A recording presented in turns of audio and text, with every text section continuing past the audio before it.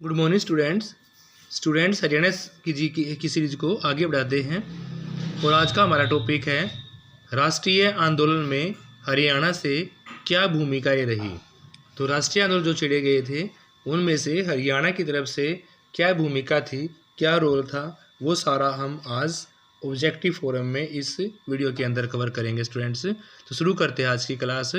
30 सितंबर 1803 को दौलत राव सिंधिया ने किस संधि के तहत हरियाणा को ब्रिटिश ईस्ट इंडिया कंपनी को सौंप दिया था।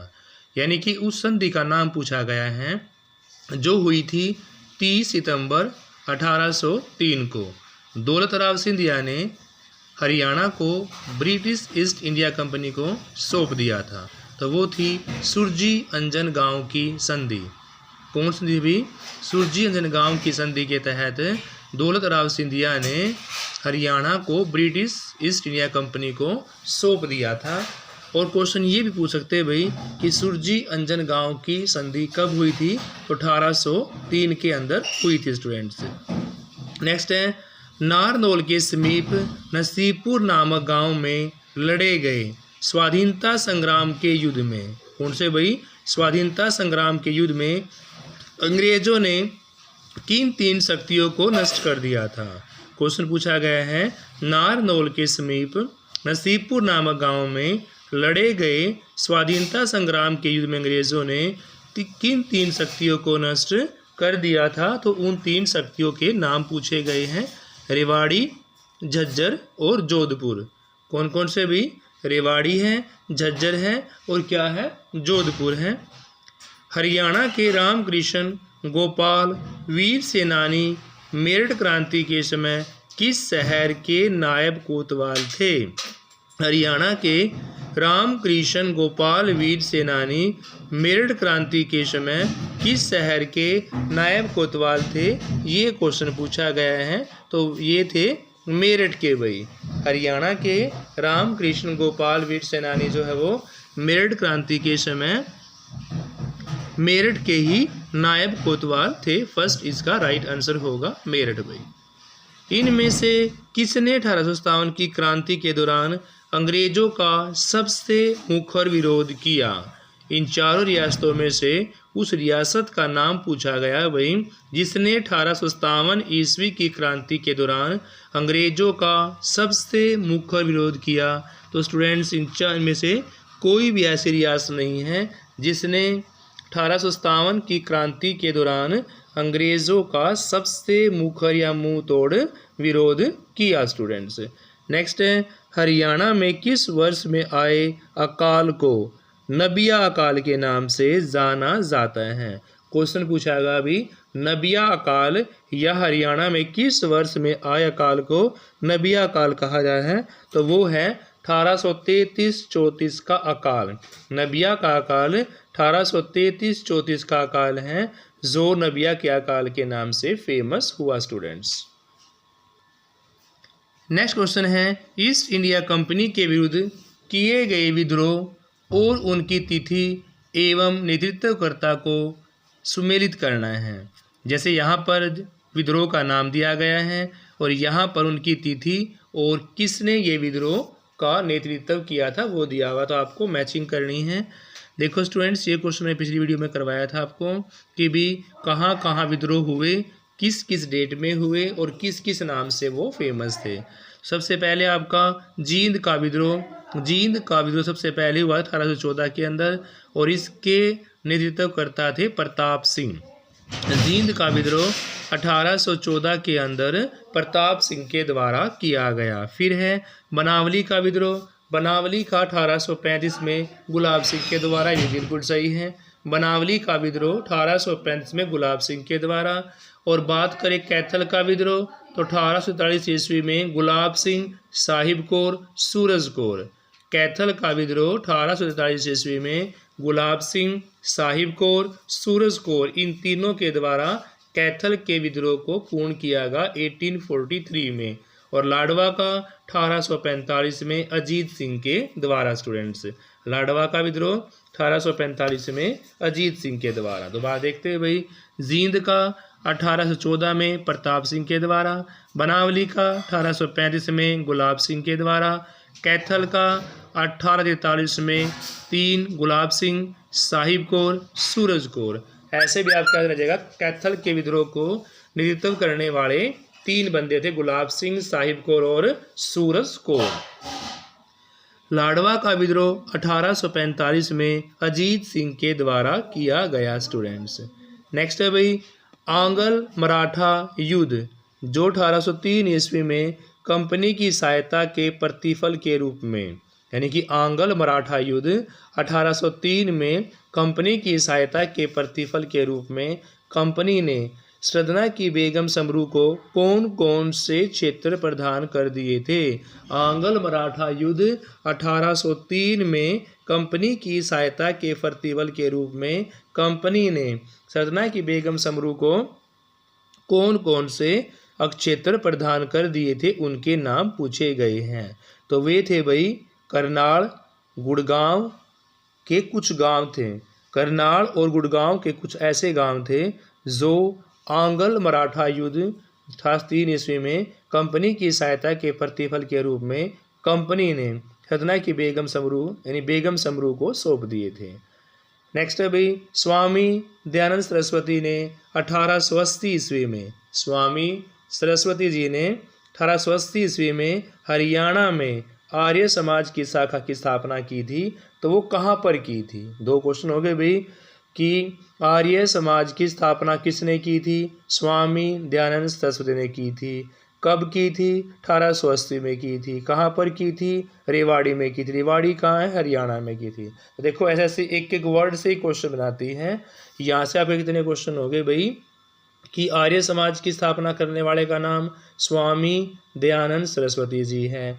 कब? 1880 में। कहाँ? रेवाड़ी में। रेवाड़ी कहाँ? हरियाणा में। तो इस प्रकार से आपने क्वेश्चन याद करना है स्टूडेंट्स। फर्स्ट इसका राइट आंसर होगा।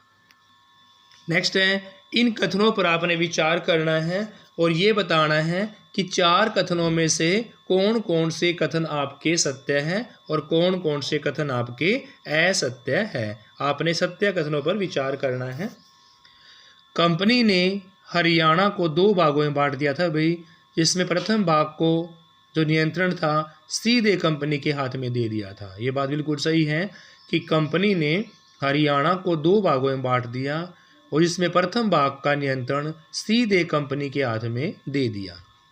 दूसरा पार्ट, यह क्षेत्र दिल्ली के 60 किलोमीटर तथा 60 किलोमीटर उत्तर और 60 दक्षिण में फैला हुआ था। ये बात बिल्कुल सही है कि 2 क्षेत्र बांटा गया था वह दिल्ली के 60 किलोमीटर उत्तर और 60 किलोमीटर दक्षिण में फैला हुआ था। बांटा गया क्षेत्र 60 किलोमीटर उत्तर और 60 ही दक्षिण में फैला हुआ था। बात भी बिल्कुल सही है।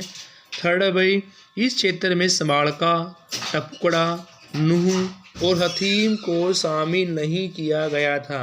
ये गलत है क्योंकि इस क्षेत्र में जब बात दक्षिण की हो रही है तो इसके क्षेत्र को भी शामिल किया गया था, लेकिन ये बोल रहे हैं कि भी इस क्षेत्र में समाड़का, टपुकड़ा, नूह, हथीम को शामिल नहीं किया गया। ये आपका गलत है। इस क्षेत्र पर सीधे गवर्नर जनरल देखिल करता था, यानी कि इस क्षेत्र की देखरेख सीधा कौन करता था? गवर्नर जनरल करते थे। तो आपका थर्ड और फोर्थ असत्य है और बात है यहाँ पर फर्स्ट और सेकंड की सत्य है। कौन कौन सा भाई कि कंपनी को 2 भागों में बांट दिया और प्रथम भाग का नियंत्रण सीधे कंपनी के हाथ में आ गया और यह क्षेत्र दिल्ली से 60 किलोमीटर उत्तर में और 60 किलोमीटर ही दक्षिण में फैला था। इसलिए इसका फर्स्ट और सेकंड राइट आंसर होगा स्टूडेंट्स। नेक्स्ट क्वेश्चन है भाई लाला लाजपत राय ने किस वर्ष हिसार में आर्य समाज की एक शाखा स्थापित की थी? देखो स्टूडेंट्स लाला लाजपत राय जी ने 1886 ईस्वी में, कब? 1886 ईस्वी में हिसार में आर्य समाज की एक शाखा को स्थापित किया था। कब किया था? 1886 में। 1886 में आर्य समाज की एक शाखा की स्थापना की थी। फिर है क्रांति का बिगुल हरियाणा में सबसे पहले कहाँ बजा? तो भी क्रांति का बिगुल हरियाणा में सबसे पहले अंबाला छावनी के अंदर। क्रांति का बिगुल हरियाणा में सबसे पहले भाई अंबाला छावनी के अंदर बजा। नेक्स्ट है लाडवा विद्रोह। बात चल रही है भाई लाडवा रियासत में इनमें से किसके द्वारा विद्रोह किया गया था। आपके द्वारा 4 नाम दिए गए हैं जिन्होंने अलग अलग जगह विद्रोह किया। तो लाडवा रियासत की बात चल रही है यहाँ पर कि भी लाडवा रियासत में इनमें से किसके द्वारा विद्रोह किया गया। तो वो किया गया राजा अजीत सिंह के द्वारा। राजा अजीत सिंह के द्वारा यहाँ पर विद्रोह किया गया स्टूडेंट्स। नेक्स्ट है भाई भारत का स्वतंत्रता संग्राम मार्च 1857 को किस छावनी से शुरू हुआ। क्वेश्चन पूछा गया है भारत का स्वतंत्रता संग्राम मार्च 1857 को किस छावनी से शुरू हुआ। तो ये शुरू हुआ था भाई अंबाला छावनी से। भारत का स्वतंत्रता संग्राम जो 1857 की क्रांति के नाम से जाना जाता है तो वो किस छावनी से शुरू हुआ हरियाणा में। तो वो अंबाला छावनी से शुरू होता है स्टूडेंट्स। सी इसका राइट आंसर होगा। नेक्स्ट है भाई 1857 की क्रांति के समय किस रियासत के राजा ने अंग्रेज़ों की मदद की थी। 1857 ईस्वी की क्रांति के समय किस रियासत के राजा ने अंग्रेज़ों की मदद की। तो वो थे भाई जींद रियासत के राजा। 1857 ईस्वी की क्रांति के समय जींद रियासत के राजाओं ने अंग्रेज़ों की मदद की थी स्टूडेंट्स। फिर है इनमें से कौन 1916 में रोहतक कांग्रेस कमेटी के मंत्री बने और लाहौर षड्यंत्र केस में इन्होंने क्रांतिकारियों की पैरवी की। इनमें से 1916 में रोहतक कांग्रेस कमेटी के मंत्री बने और लाहौर षड्यंत्र केस में इन्होंने क्रांतिकारियों की पैरवी की। इसका नाम भी यहाँ पर पूछा गया है। तो वो थे लाला श्यामलाल। क्या थे भाई लाला श्यामलाल ही उनका नाम था स्टूडेंट्स लाला श्यामलाल जी। नेक्स्ट है भाई 1857 की क्रांति के समय विभिन्न क्षेत्रों के नेतृत्वकर्ताओं को उनके क्षेत्र से सम्मिलित करना है कि भी सूची फर्स्ट को सेकंड से मिलाना है। देखो भी पानीपत से 1857 की क्रांति के समय नेतृत्व करता थे इनाम अली कलंदर साहब।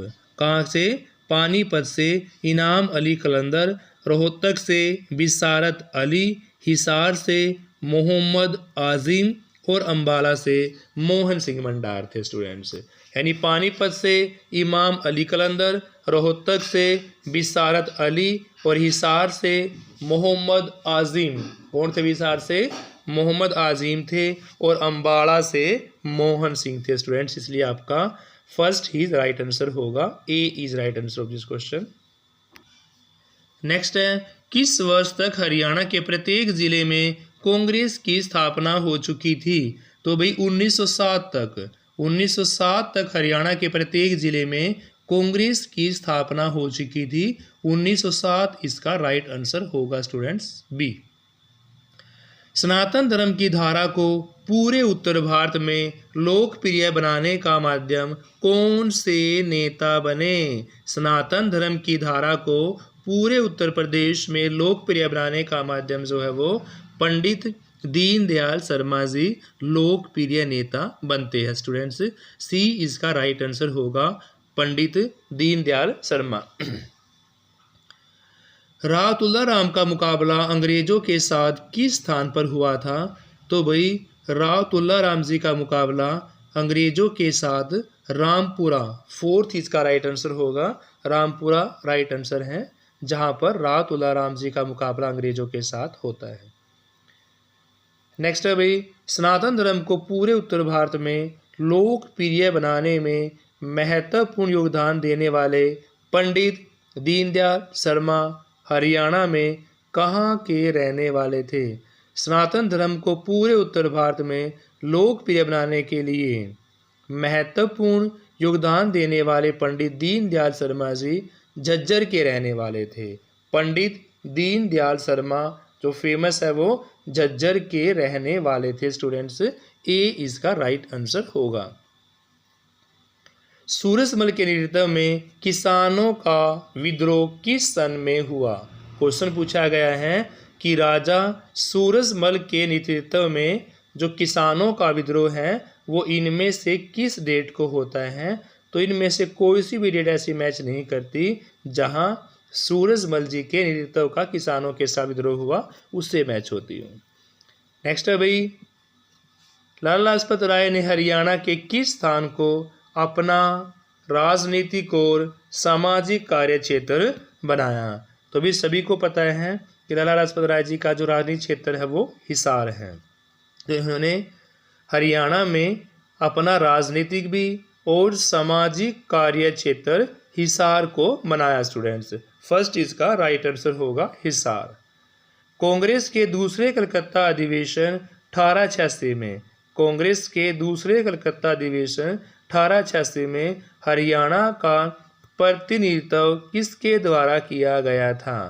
तो भाई कांग्रेस के दूसरे कलकत्ता अधिवेशन में 1886 में हरियाणा का प्रतिनिधित्व किया गया पंडित दीनदयाल शर्मा जी के द्वारा, लाला मुर्शीदास जी के द्वारा और बाल मुकुंद गुप्त जी के द्वारा। यहाँ पर डी इसका राइट आंसर होगा स्टूडेंट्स। यह विद्रोह पंडित दीनदयाल शर्मा जी के द्वारा भी, लाला मुरलीधर जी के द्वारा भी और बाल मुकुंद गुप्त तीनों ने इसमें सक्रिय रूप से भाग लिया, इसलिए डी इसका राइट आंसर होगा स्टूडेंट्स।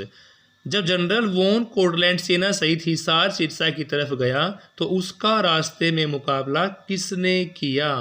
तो स्टूडेंट्स जब जनरल वॉन कोटलैंड सेना सहित हिसार सिरसा की तरफ जाते हैं तो उसका रास्ते में मुकाबला नूर मोहम्मद खां के साथ, उनका रास्ते में मुकाबला नूर मोहम्मद खां के साथ होता है। प्रथम स्वाधीनता संग्राम में वल्लभगढ़ के किस राजा ने दिल्ली में क्रांतिकारी सेनाओं का नेतृत्व किया था। क्वेश्चन पूछा गया है भाई कि प्रथम स्वाधीनता संग्राम में वल्लभगढ़ के किस राजा ने दिल्ली में, राजा नाहर सिंह ने क्रांतिकारी सेनाओं का नेतृत्व किया। बी इसका राइट आंसर होगा स्टूडेंट्स। 1920 में अम्बाड़ा मंडल की डिविजनल पॉलिटेक्निक कॉन्फ्रेंस कहाँ होती है। 1920 में अम्बाड़ा मंडल की डिवीजन कॉन्फ्रेंस जो है वो भिवानी जिले में संपन्न होती है स्टूडेंट्स। 1920 की कहाँ होती है, भिवानी जिले के अंदर। नेक्स्ट है, रोहतक में पंडित राम बस दत्त की अध्यक्षता में सम्मेलन का आयोजन कब हुआ था। क्वेश्चन पूछा गया है रोहतक में पंडित राम बस दत्त की अध्यक्षता में सम्मेलन का आयोजन कब हुआ था। इसमें गांधी जी के असहयोग आंदोलन को कार्य रूप देने का निर्णय लिया गया था, तो वो नवंबर 1920 में होता है स्टूडेंट्स। रोहतक में पंडित रामबस दत्त की अध्यक्षता में सम्मेलन का आयोजन 1920 में हुआ, नवंबर 1920 में, जिसमें गांधी जी के असहयोग आंदोलन को कार्य रूप दिया गया। नेक्स्ट है, गांधी जी पलवल में या पलवल से किस डेट को गिरफ्तार किए गए थे। तो भी इस ऑप्शन के अकॉर्डिंग 5 जनवरी भी गलत है, 8 मई भी गलत है, 8 अप्रैल भी गलत है, लेकिन 10 अप्रैल 1919 को गांधी जी पलवल से गिरफ्तार किए गए थे, इसलिए इन ऑप्शंस के अकॉर्डिंग 10 अप्रैल 1919 इसका राइट आंसर होगा स्टूडेंट्स। तो स्टूडेंट्स इस वीडियो में इतना ही। प्लीज़ क्लास को लाइक शेयर अवश्य करें। Thank you students, have a nice day. Please like share.